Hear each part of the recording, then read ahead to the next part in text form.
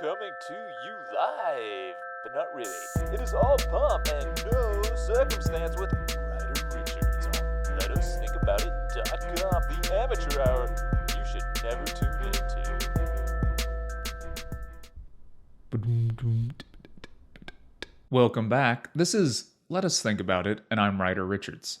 So, to keep us on track, 2 episodes ago we talked about double binds and the traps inherent in bureaucracy and capitalism, and probably just life in general. They end up generating insane behaviors, which normalizes nonsense. Worse yet, much of it comes from really believing in the system or the game that we are embedded in. Last episode, we discussed capitalism's tendency to absorb rebellion and turn a 3-dimensional cause like Che Guevara's revolution into a 2-dimensional graphic that we slap onto a t-shirt until people purchase it as a 1-dimensional identity. In the 60s, Herbert Marcuse wrote a book called The One-Dimensional Man, and he considered the modern man to have lost the rebellious spirit. He was drained of even his ability to think by consumerism. Factor in the elites offering increased comfort in trade for increased exploitation, and we find ourselves in a trap pursuing false needs.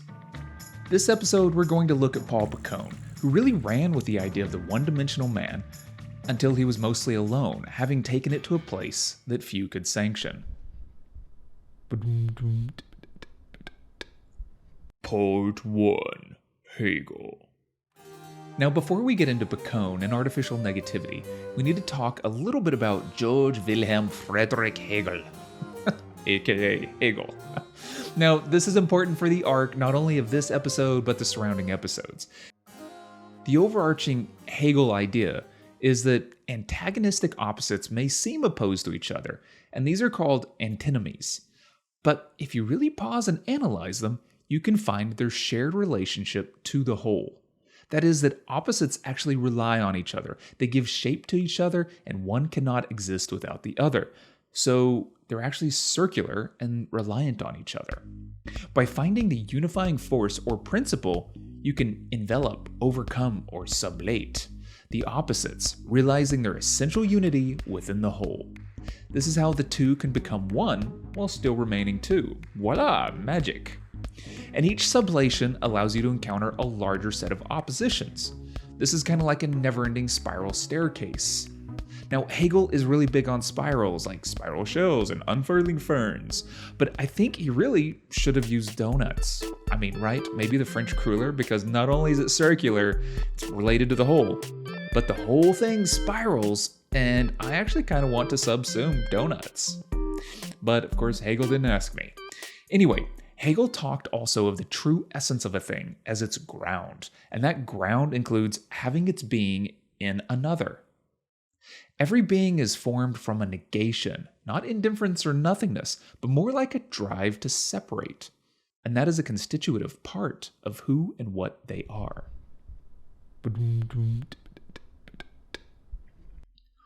Part 2. Paul Piccone. Many people on the left really found Herbert Marcuse's idea of the one-dimensional man to kind of help articulate the problems of both capitalism and communism. And the premise of the book seemed to become more true, more explanatory of why the glorious Marxist revolution never manifested, and perhaps why capitalism also did not collapse under its own contradictions, according to Marx. Now, the philosopher Paul Piccone, he took Marcuse's one-dimensional man concept and he really built on it, morphing it into artificial negativity. And this was a practice managed by the new class. But first, let's get into some history. Paul Piccone was a philosopher in the 60s through the 80s and the editor-in-chief of Telos. Telos was a philosophy and culture publication and really a vehicle for his ideas, and it's still around if you want to look it up. Now, it started as Frankfurt School, Marxist, Hegelian, but it was definitely left-leaning. But it was also sort of just like roundly critical of everybody and really quite combative and challenging, which, you know, is cool. It was on the fringe. Now, Piccone began to really bang on about the exhaustion of the left, citing all the failures and entrenchment of academia and sort of declaring the path of the left to be a dead end. Now, I'd have to say that this is kind of a common problem in life. We intimately know the flaws of those we are closest to, allowing us to create eviscerating attacks when we really want to. Now, the exhaustion of the left meant he had to seek ideas elsewhere, and Piccone moved to the right, embracing the ideas of Carl Schmitt. Now, Carl Schmitt, he might be a good philosopher, but he was also a supporter of the Nazi Party. Given his Nazi affiliation, his ideas are forever tainted. However, they were reintroduced to the right roughly 20 years ago, and they've just kept gaining in popularity. Now, one idea Schmitt had that really kind of stuck out to me, which has a very eerie echo of Herbert Marcuse's kind of takedown of democracy, is that we do not really live in a democracy. Democracy is a sham. Now, you might ask why. Well, as soon as anything becomes difficult, under strain, such as a war or maybe a pandemic, the government reverts to a small group of elites who, in dictatorial fashion, make the decisions for the nation. Now, our voice and our democratic freedom, they're suspended every time a truly meaningful decision is made. So the affluent elites who let us pretend it's a democracy, yeah, they do this to keep us pacified because they know that they can take control whenever they want. It's literally written into the law.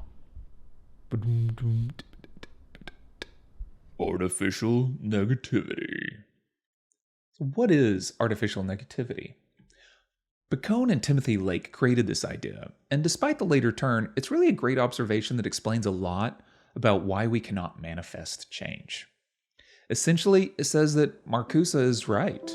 Consumerism was the tool to complete the repression of the masses. That we're living in the full domination of capital, we're all homogenized and depersonalized. We have lost the particular. We are all the one-dimensional man, unable to muster the intelligence to rebel under a kind of totalizing control. And then you might ask, well then why do we see negative things? I mean, if this is so totalizing. Well, the negativity we see, says Piccone, the revolutions in the system are system-generated simulations. That means they come from inside the system as pseudo-reactions.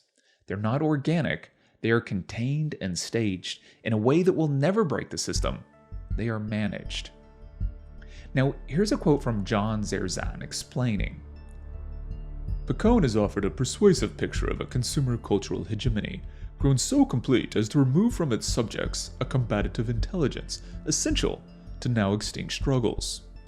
Internal opposition is necessary in order to equip the system with vital control mechanisms, and the too victorious stamping out of the undomesticated monopoly capitalism now must somehow relax its repressive force so as to help engender a renewed negative presence. Yeah, so let's hash through that a little bit. In the crisis of one-dimensionality, the state or capital must generate opposition to its bureaucratic excesses. But the opposition is artificial. It's merely moderating. Now, an example is acts of civil disobedience. These are internal revolutions or movements, and they might seem highly oppositional, but Piccone would say they're merely rituals whereby the state or capital realizes its overreach and they recalibrate to become more innovative, more sneaky, and more efficient. So, while supposedly opposing or reforming the system, all such movements are in fact ensuring the system's continued domination. Okay, so what does artificial negativity look like? Well, Piccone goes so far as to say things like the welfare state, civil rights, feminism, environmentalism, anti-globalism, as well as consumer activism. These, for him, are all pseudo-reformations, perpetuated by the new class, who are the cultural intelligentsia, the white-collar managerial elites. That's right, the bad guys. But, of course, I want to look at this a slightly different way to see what artificial negativity might look like in action, something like with the extreme divisiveness in political factions.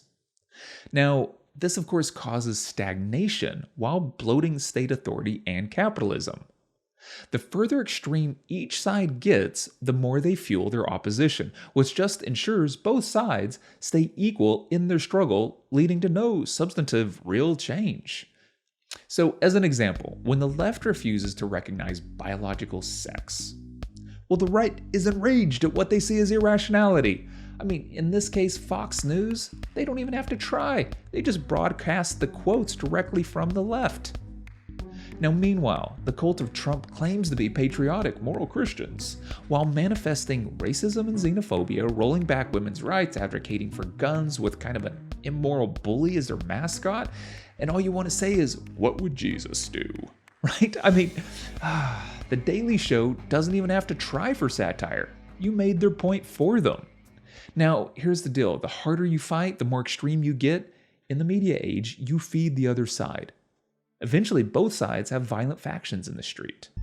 The opposing forces tend to actually neutralize each other instead of conquering or breaking the system. The energies are cycled through the capitalist media machine, generating cash and outrage. But is it actually producing substantive change? Well, I have my own thoughts on this, but let's talk about a visual for this kind of idea. Both sides, the right and the left, they both hate the leader, but of course for totally different reasons. And in their haste to tear down his statue, they throw ropes onto him and they both start pulling. This is a tug of war. But of course, since they're on opposite sides, it applies equal force.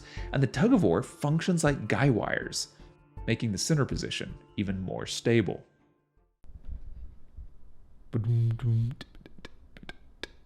Repressive Tolerance. Another Herbert Marcuse idea utilized by Piccone. Repressive tolerance. To be tolerant, of course, means to be open to diverse differences. Yet Marcuse brings up how especially the left uses inclusion and tolerance as an imperative. You must be inclusive and tolerant or else. Yeah, you must progress with us or we will leave you behind, invoking a communal demand for one way of thinking, not even considering the irony that by forcing tolerance, you're being intolerant. Get on board, boomer, or just frickin' die already. Now, this intolerance in the name of tolerance, it highlights a hypocrisy, which undermines the legitimacy of the movement. Now, what seems interesting here, Marcuse is pointing out a contradictory abuse, yet as a tool, repressive tolerance can be weaponized. Now, according to what I've read online, if you criticized Piccone's ideas on Telos, the journal, you would be declared a member of the new class, which is a term from a guy named Goldner that Piccone co-opted and inverted, turning it into a pejorative slur. So the hypocrisy here becomes rampant. In finding a paradox, there's a game where Piccone creates a closed loop, a no-win scenario, as we've talked about before, a double bind. To speak up is to be named as a repressed tool of the system. You're brainwashed by artificial negativity. And of course, if you aren't on Piccone's side, you are a false consciousness manager of artificiality. To be academic, to critique was to be called, once again by Piccone, a cretinized conformist. And then we can see how Schmitt's kind of totalizing views actually start making a little bit of sense here, because our combative knight is switched from white to black. Whoever fights monsters should see to it that in the process, he does not become a monster. And if you gaze long enough into an abyss, the abyss will gaze back into you.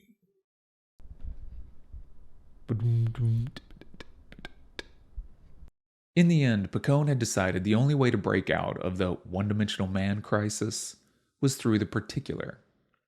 That uniqueness could not manifest under monopoly capitalism and consumerism, and it must come from without, from outside the system. And that meant that small, unique communities must flourish until they developed a means to apply organic negativity.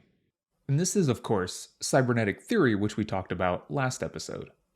Unfortunately, when asked about groups like the KKK, Piccone did not dismiss it out of hand, because indeed these backward groups developed an individuality that was not totalized. Yeah, and that's the rub here. To want a group outside of our way of thinking to break our systemic chains means they would likely appear as barbarous aliens. Part 3. Outcome. Coming full circle, like a donut, back to the beginning. Piccone uses Hegelian philosophy, And he finds the contradictory antagonisms and he uses dialectics. But like Marx, he inverts it from the ideal to the real by doubling down on a particular crisis. Now, Marx actually says he inverted Hegel, who is essentially an idealist, by finding a reality such as wealth, class, or capitalism to which he could apply dialectics. So Marx says it isn't ideas that shape the world, but material empirical facts. So Piccone, in an interesting way, followed suit. The crisis of the one-dimensional man, the exhaustion of the left, and the managerial state of the new class, these were all a ground from which he could fight. Now, instead of sublation of these antinomies in the sort of proper Hegelian fashion, he actually becomes the opposite side. He inverts himself from the liberal particular left to Schmitt's illiberal totalitarian absolutism. So what I want to get across today is that Piccone had ideas, good ideas, worth considering. They're still very useful for understanding how philosophical and political dynamics of the right and the left under a bureaucratic capitalist consumer state actually work. Now, his solution, in the end, was centered around the idea that egalitarian rights claims can be abused, and that varied cultures were actually incommensurate with each other. And he saw the new class as these kind of protected drivers of domination under the name of egalitarianism. And I think we've all seen abuses like this. I think we've all seen examples of that. But we might say of Piccone that maybe he never found the true ground, that he was operating from a false starting place. According to Robert J. Antonio, Piccone was seeing individuals as prone to destructive excesses. Piccone ignores the fact that they also manifest aspirations for justice from below, anchoring forms of legality that give vulnerable people some protection and provide an ethical vocabulary to protest domination, terror, and war. Yeah, so there's an opposite side here. And in this sense, it means that Piccone created his own system of artificial negativity, a game, if you will, without a true ground, without a complete understanding. And in his game, authority over the flawed masses is essential for community survival and to preserve cultural pluralism. But hang on, authority over people to preserve culture sounds like repressive totalitarianism, which is a totalizing negation of difference, which is exactly what Piccone started out wanting to preserve. All right, thank you very much for staying tuned. This was a little bit different and new for me. I had to do some research on this one, and yeah, it's probably also a gross simplification to shoehorn Piccone's life and legacy into this little parable I'm trying to make up here. So, ouch, sorry for that. But either way, I found these ideas appealing, but they were also sort of too easily weaponized. And upon more research, this story just sort of tumbled out and aligned with our current ideas of double binds, non-duality, the game, and the paradoxical stranglehold of capitalism. Now, next week, we're really going to jump into this 2 is really 1 is really 2 kind of duality issue, right? And we're going to come out the other side way more confused than when we began, so hooray! Okay, once again, thank you very much. If you enjoyed the show, please consider helping me out with a one-time donation, maybe a rating, and of course, if you want notes or references for the 5 or 6 articles I read for this show, you can also find them on the website. All right, until next time, stay safe.